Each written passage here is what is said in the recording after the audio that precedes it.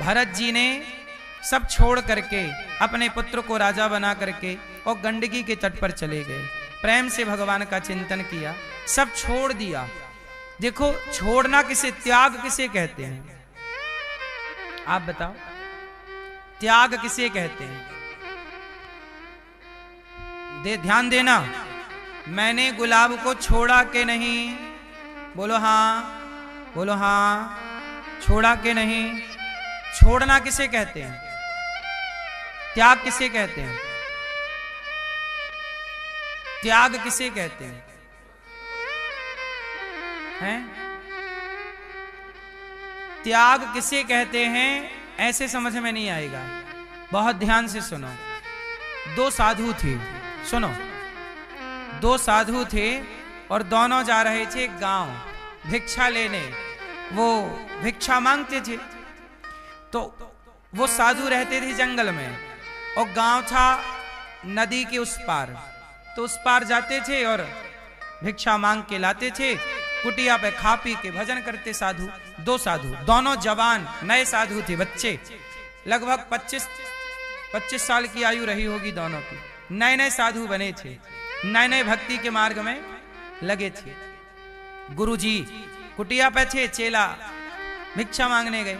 तो दो साधु गए नदी के किनारे। अच्छा, वहां एक सुंदर लड़की नदी के किनारे साधुओं से बोली कि महाराज, हमसे तैरना नहीं आता और मैं रास्ता भटक गई हूं, वो मेरा गांव है, जरा मुझे पार लगा दो। कैसे पार लगाऊं? बोले आप अपने कंधे में बिठा के पार लगाओ।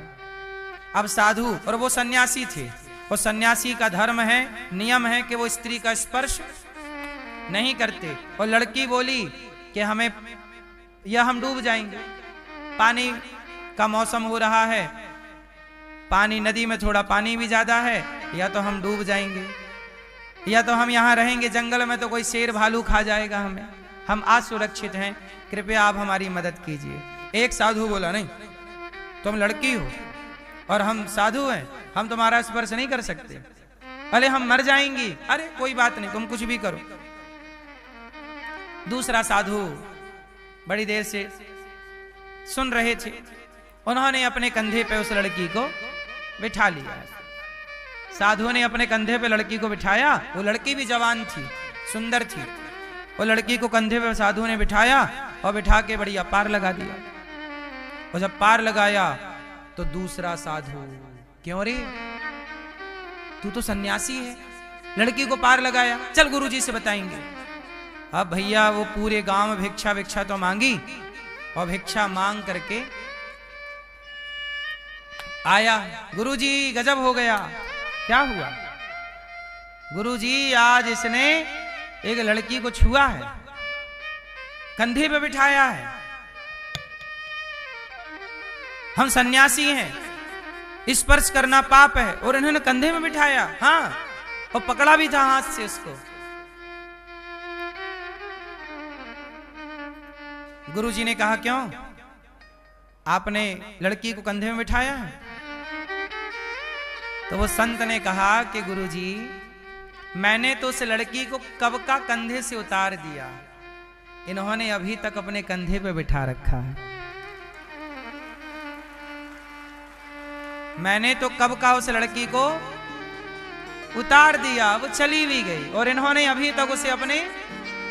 अब बताइए, सच बताइए, कंधे पर बैठाया किसने? जिसने बैठाया वो, या जिसने नहीं बैठाया वो? हैं? हैं? जिसने नहीं बैठाया उसी ने बैठाया कंधे पे, और जिसने बैठाया उसने नहीं बैठाया। क्या समझ में आ रहा है? इसका मतलब ये हुआ कि छोड़ना इसे नहीं कहते। छोड़ना शरीर का छोड़ना छोड़ना नहीं है, मन से जो छूट जाए, भीतर से जो छूट जाए वही छूटना है। अब यदि बाहर से आपने छोड़ भी दिया पर ध्यान उसी का है तो कहां छोड़ा आपने?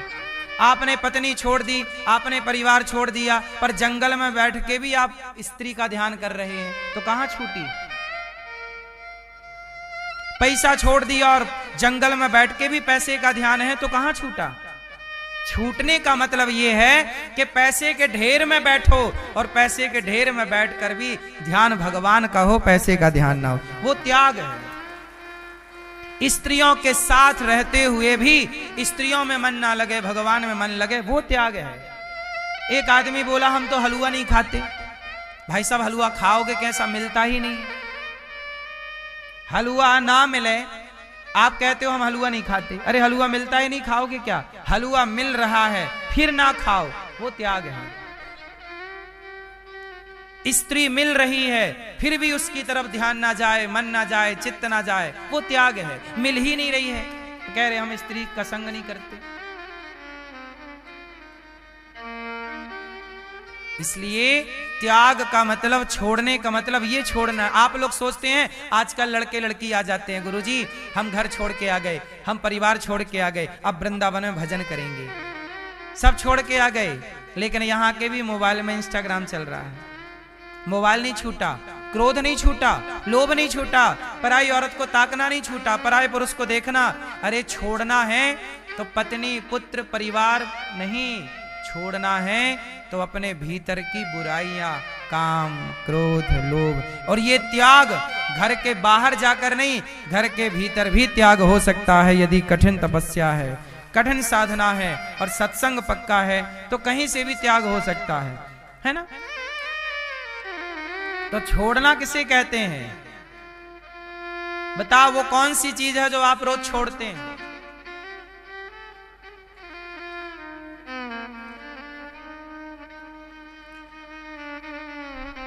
आप लो मैया सो गई मेरी मां। सुनो आप लोग बताओ, अपना अपना घर छोड़ के यहां आए हो, सच बताओ कक्षा में बैठते हो तब तो ठीक लगता है आपको, लेकिन कक्षा के बाद भी आपका थोड़ा बहुत ध्यान घर की तरफ रहता ही रहता है। ये बात सही है कि गलत है? लेकिन एक बात बताओ, आज आप लोगों ने सवेरे मलमूत्र किया होगा, तो क्या मलमूत्र करने के बाद दोबारा उसकी याद आई? कहां गया होगा? सुसु कहां गई होगी? याद आ रही है उसकी? त्याग किसे कहते हैं वो हम समझा रहे हैं। जैसे मलमूत्र कर लेने के बाद पलट कर व्यक्ति कभी उसकी ओर नहीं देखता, ऐसे त्याग कर देने के बाद कभी उसकी ओर ना देखा जाए, वो त्याग है। इसका नाम क्या है? त्याग। और त्याग किसका हो?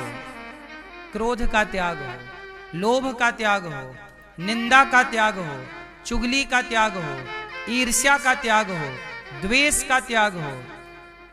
अब कुछ लोग कहते हैं गुरुजी हमने गुरु मंत्र लिया था, केला त्याग दिया था, केला छोड़ दिया था। त्याग फल क्यों त्यागते हो? क्या तुमने झूठ बोलना त्यागा? नहीं। अब भरत जी की बात करता हूं। भरत जी सब छोड़कर जंगल गए और जंगल में जाके एक हिरण के बच्चे से प्यार हो गया। जंगल में हिरण थे, एक बच्चा पानी में बह रहा था, तो भरत जी वहां थे, बचा के ले आए। अब उस हिरण के बच्चे को खिलाएं, पिलाएं, घुमाएं, फिराएं। जब भरत जी के मरने का टाइम आया तो भरत जी ने उस मृग के बच्चे से प्यार कर लिया, मेरा मृग, मेरा मृग। और मरते समय मृग को देखते देखते मेरे बाद मेरे मृग का क्या होगा, देखते देखते मृत्यु को प्राप्त हो गए। यमराज जी ने कहा कि आओ आओ महाराज, आप बहुत बड़े साधु भक्त हैं, पर आपने मृत्यु के समय मृग का चिंतन किया है, इसलिए आपको मृग बन के उसी जंगल में जाना पड़ेगा जिस जंगल के मृग से आपको मोहब्बत थी। अब देखो, इतना बड़ा साधु जो मोक्ष के बिल्कुल करीब है, जो मोक्ष के बिल्कुल, जिनकी साधना पक्की, राजा थे भरत जी, राजा थे, राज सत्ता त्याग दी। राजाओं की तो ढेर पत्नियां होती हैं, पत्नी का सुख त्याग दिया, पुत्र त्याग दिए, सोना चांदी हीरा मोती शासन त्याग दिया, लेकिन एक मृग में आसक्ति हो गई। ये मन सबसे बड़ा दुश्मन है। ये मन कब हमें नीचे गिरा दे, ये मन कब हमें ऊपर उठा दे। मन का भरोसा कभी ना करना। आपका सबसे बड़ा दुश्मन कौन है और आपका सबसे बड़ा दोस्त? मन। मन दुश्मन भी है और मन दोस्त भी है। कैसे? चाबी ताले के अंदर गई, सीधा घूमी ताला बंद, उल्टा घूमी वही चाबी ताले को बंद करती है और वही चाबी ताले को। ये मन वो चाबी है कि जगत में लग जाए तो बंधन में डाल देता है मन, और जगन्नाथ में लग जाए तो मुक्ति दिला देता है मन, मोक्ष दिला देता है मन। मन चाबी है। इस मन से आप बंधते भी हैं और इस मन से आप खुलते भी हैं। अब आपको खुलना मतलब मुक्ति और बंधना मतलब बंधन, संसार, माया। तो मन के हारे हार है, मन के जीते मन ही मिलावत राम से और मन ही करत फजीत। लोग नहीं कहते बड़ी फजीहत हो गई, तो मन गलत लगाओगे तो फजीहत होगी। मन की गति है अटपटी, झटपट लखे न कोए, और मन की जब खटपट मिटे तो झटपट दर्शन। इसलिए कहता हूं मेरी मां, भरत जैसे ज्ञानी जो मोक्ष के बिल्कुल करीब थे, पर मृग में मन लगने से यमराज जी ने विदा कर दिया मोक्ष के द्वार से, चलो बाहर, आप पहले मृग बनो। क्योंकि आपने मरते समय किसमें मन लगाया? आप लोग मैया मरते समय कहां मन लगाओगी? अभी कहां लगा है? गलती ना कर लेना। ये मानव शरीर बड़े भाग्य से मिला है। बड़े भाग्य पायहि, बड़े भाग्य मानुष तन पावा, सुर दुर्लभ सदग्रंथ निगावा। 84 लाख योनियों में आप हम भटक रहे थे, तब जाके मानव तन मिला। अब अच्छी करनी कर लो तो मोक्ष पाओ, वरना बंधन फिर जन्म लो, फिर मरो, फिर जन्म लो, पुनरपि जननम पुनरपि मरणम पुनरपि जननी। चलती चक्की देख कर दिया कबीरा रोए, दो पाटन के बीच में साबुत बचाना।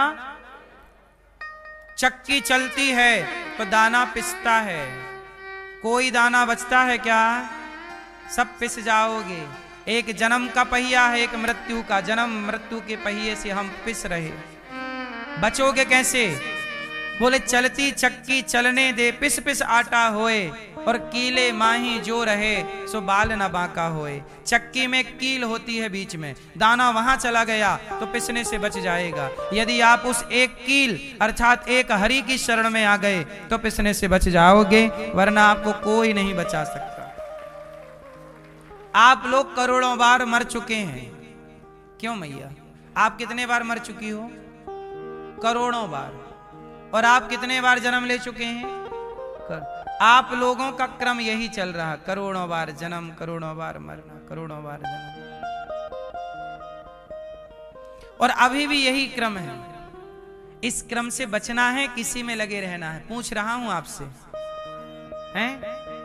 बचना है तो वो चक्की सबको पीस डालेगी। कील के पास दाना जाना जरूरी है। एक कील के पास चला गया दाना तो पिसने से, एक हरि की शरण में आओ तो बचोगे, वरना सबको पीस रहा है काल चक्र। कौन सा चक्र?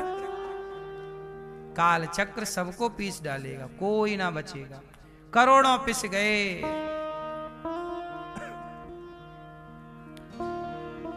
अभी भी मौका है, भगवान की शरण ग्रहण की जाए, आत्म कल्याण किया जाए। सब अच्छा बताओ, सबसे समझदार कौन है? आप में से सबसे ज्यादा समझदार कौन है? चलो छोड़ो, आप लोग समझदार किसे समझते हैं? आपकी नजर में समझदार कौन?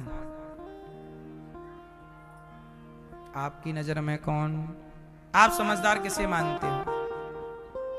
माता पिता को, ठीक है, क्योंकि आपको आने का मौका दिया। सही है। आपकी नजर में समझदार कौन है? ए भैया बताएंगे। ए भैया कौन है? आप समझदार हो, बहुत बढ़िया। दादाजी से पूछो, समझदार कौन? हम बताएं? सुनो, मेरा मन मेरी बुद्धि कहती है कि समझदार वो है जो मानव शरीर पाने के बाद 84 के चक्कर से आप बच गए। यदि आपने ये शरीर पाकर 84 से अपने को बचा लिया तब तो आप समझदार हो, और ये मानव शरीर पाकर भी आप 84 में उलझे रहे तो काई बात के समझदार। मानव शरीर पाकर यदि आपने भगवान में मन नहीं लगाया तो फिर आप समझदार नहीं हो। समझदार वही जो मानव शरीर पाकर समर्पण भगवान में करे और मोक्ष पाले। 84 से बच जाओ। 84 में पड़े रहे तो ऐसे तो जन्म करोड़ों बार पा चुके हो, वहीं गए फिर आए गए फिर काहे की समझदारी। जो बचा ले अपने को वही समझदार है।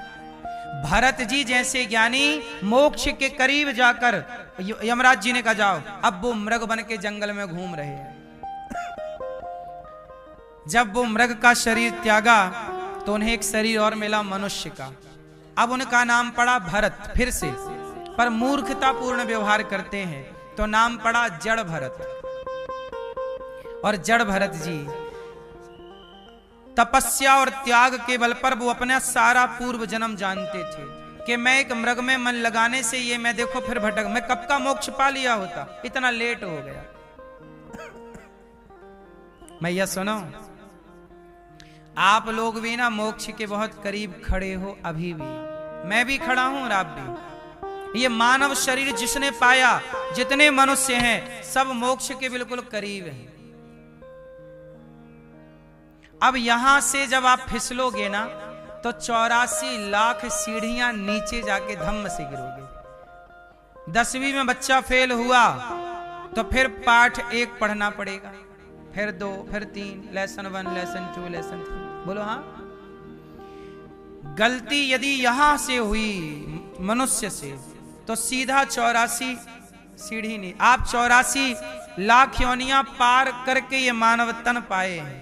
अब यहां से ना गिरना, यहां तो आए हो तो पालो, सार्थक कर लो,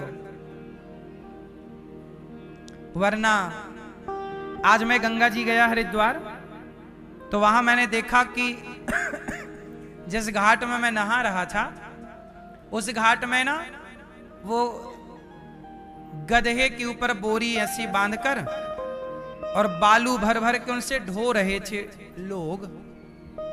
गधे सारी जिंदगी बोझा ढोते हैं और गंगा जी पार कर रहे थे, वो उनके गर्दन तक पानी डूब के वहां उस पार जाके बालू भर के फिर इस पार लाते थे सवेरे सवेरे। मैं भी जब गंगा जी में गया तो ठंडा पानी था और वो गधे 100-200 चक्कर लगाए होंगे। वो खाते हैं और बोझा ढोते हैं, खाते हैं बोझा ढोते हैं। सोचो आपको भी यदि वो योनि मिली होती तो आप क्या कर रहे होते, आप भी बोझा ढो रहे होते। लेकिन ये बताओ, ये देखो ये आज की तस्वीर है, ये हम जब नहा रहे थे तो ये देखो, ये टीवी पे देख लो, ये गधों से ये धोया जा रहा है। फिर से दिखा दो, मैया देख लें।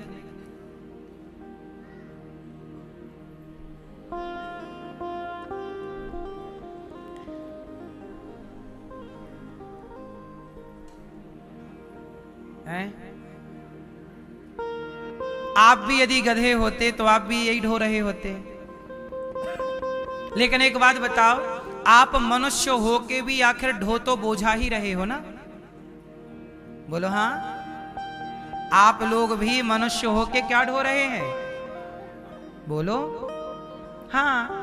तो आप मनुष्य होकर बोझा ढो रहे हैं और वो गधा होकर बोझा ढो रहे हैं, तो उनमें और आप में अंतर क्या है?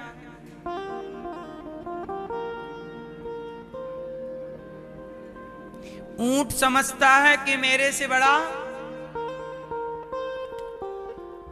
नहीं, सबसे बड़ा कौन? ऊंट। एक दिन ऊंट पहुंचा पहाड़ के पास, तो ऊंट बोला, अरे ये क्या है, बड़ा ऊंट? देखा, अच्छा ये तो हमारा बाप है। ऊंट भी घमंड में चलता है कि मेरे से बड़ा, और आप भी घमंड में चलते हैं कि मेरे से बड़ा। तो ऊंट में और आप में अंतर क्या है? वो मैया सो गई मेरी माँ, देखो देखो मुंह खोल के सो रही है, भले मक्खी घुस जाए।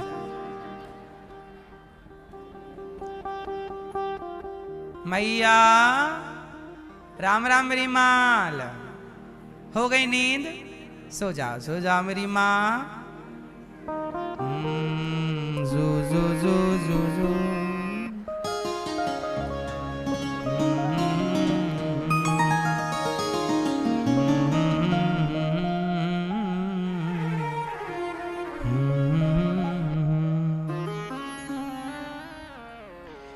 ऊंट में और आप में कोई अंतर है? यदि आप भी अभिमानी हैं तो ऊंट भी अभिमानी है। यदि आप भी बोझा ढो रहे हैं तो गधा भी बोझा। इसलिए मानव शरीर अभिमान करने के लिए नहीं मिला, बोझा ढोने के लिए नहीं मिला। हां, जिम्मेदारियां निभाओ, जिम्मेदारियां निभाओ जो दी हैं ईश्वर ने, गधों की तरह नहीं, भक्तों की तरह। हम कहीं जाते हैं ना तो कुछ ना कुछ सीख के जरूर आते हैं। सीखना है ना तो सब सिखा सकते हैं, और नहीं सीखना तो। इसलिए मेरी मां, मानव शरीर पाए हो तो समझदार कौन? जो अगला 84 के चक्कर से अपने को, वो समझदार। और पड़ गए तो भरत जी अब चुपचाप हैं, कोई उत्तर नहीं।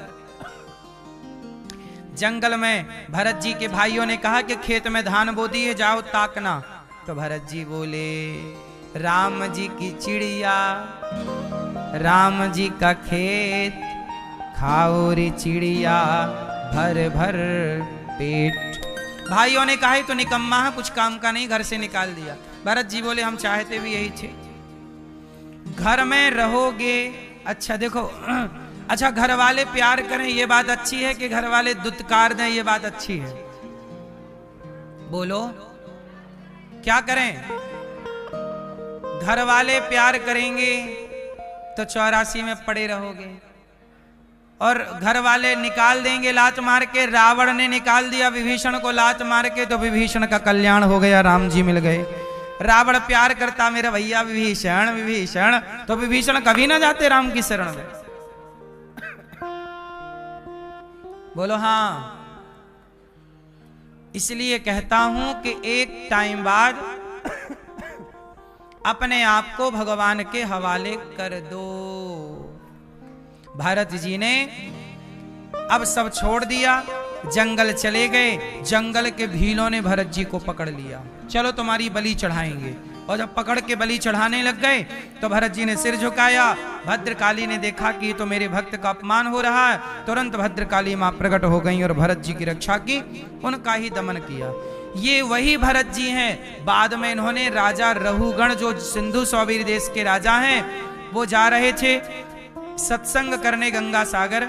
उनका कहार बीमार पड़ गया, भरत जी को पालकी पे लगाया, और भरत जी जब उछल कूद करके चले तो राजा रहुगण ने भरत जी का अपमान किया। तब भरत जी ने समझाया कि आज संत का अपमान कर रहा है, इसका तो पतन हो जाएगा। और मैंने यदि पालकी इसकी उठाई है तो इसका कल्याण होना चाहिए। ये रहुगण जो पालकी पे बैठा है राजा बन के, ये पिछले जन्म में वही मृग है जिस मृग में भरत जी का मन लग गया था। तो भरत जी रहुगण की पालकी उठाए और राजा रहुगण ने अपमान किया कि मार दूंगा।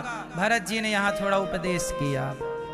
त्वयोदितं व्यक्तिमविप्रलब्धं भर्तुः समे स्याद्यदि वीरभारः गन्तुर्यदि स्यादधिगम्य मध्वा पीवेति राशौ न विदाम्।